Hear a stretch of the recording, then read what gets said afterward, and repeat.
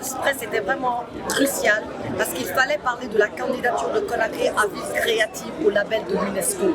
Vous avez entendu les différentes allocutions.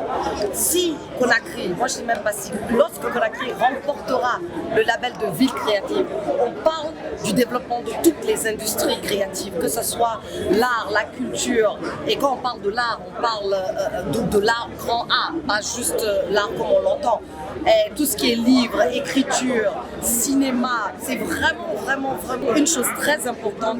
Et c'était important d'informer toute la population aujourd'hui parce que lorsque la Guinée obtiendra ce label, c'est un grand plus pour la Guinée. Ça nous propulse vraiment au niveau international. Nous dépassons vraiment ce que nous avons fait avec Conakry, capitale mondiale du livre. Là, nous allons rejoindre de grandes villes telles que la ville d'Angoulême, la ville de Québec qui soutiennent notre candidature à ce label. Donc c'était vraiment important. Et aussi de réitérer l'engagement des différents ministères. Comme vous savez, aujourd'hui, cette année, l'édition est co-parrainée par 2 ministères. Le ministère de la Culture, qui est le ministère de tutelle, mais aussi le ministère de la Promotion féminine à cause du thème. Et aussi montrer aussi l'engagement de Madame la gouverneure, parce que à la fin de la journée, c'est Conakry qui va recevoir tout ce beau monde le 23, 24, 25, afin de vraiment galvaniser tous les acteurs, toute la Guinée, derrière cette édition des 72 heures.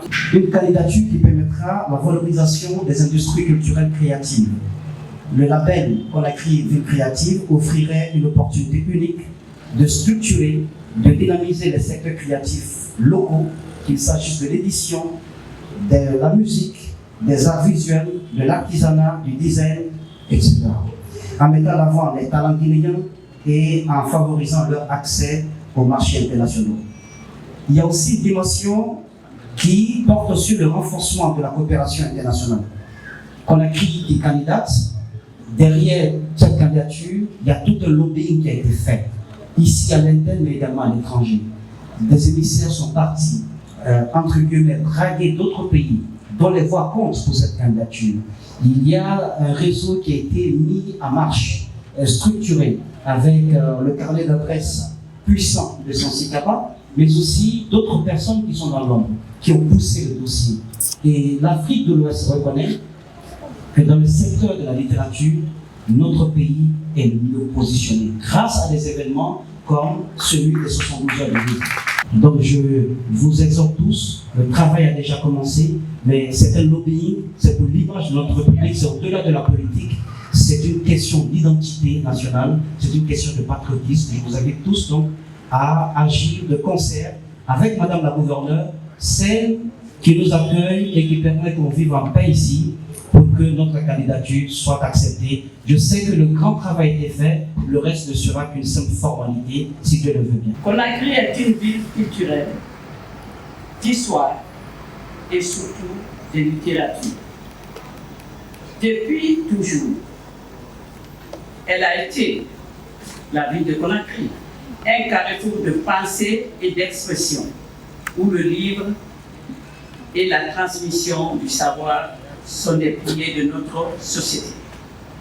Notre ville a vu naître et s'épanouir de grandes figures littéraires telles que Kamara Laye, William Sassine, Thierno Monembo, Djibril Tamsir, pour ne citer que cela.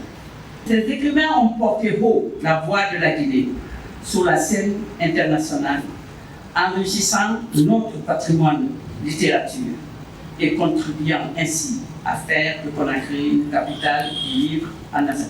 Aujourd'hui, nous voulons aller plus loin. C'est donc avec immense fierté que j'annonce officiellement la candidature de la ville de Conakry au réseau des villes créatives de l'UNESCO dans la catégorie littérature. Cette candidature s'appuie sur une vision ambitieuse et des engagements concrets.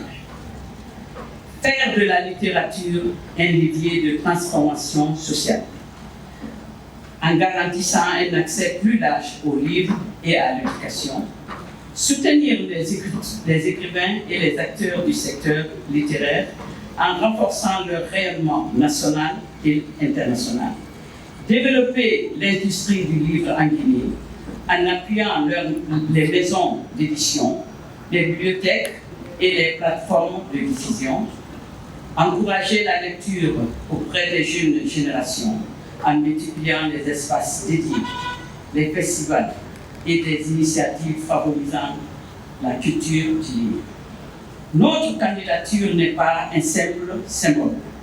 Elle s'inscrit dans une politique culturelle nationale ambitieuse.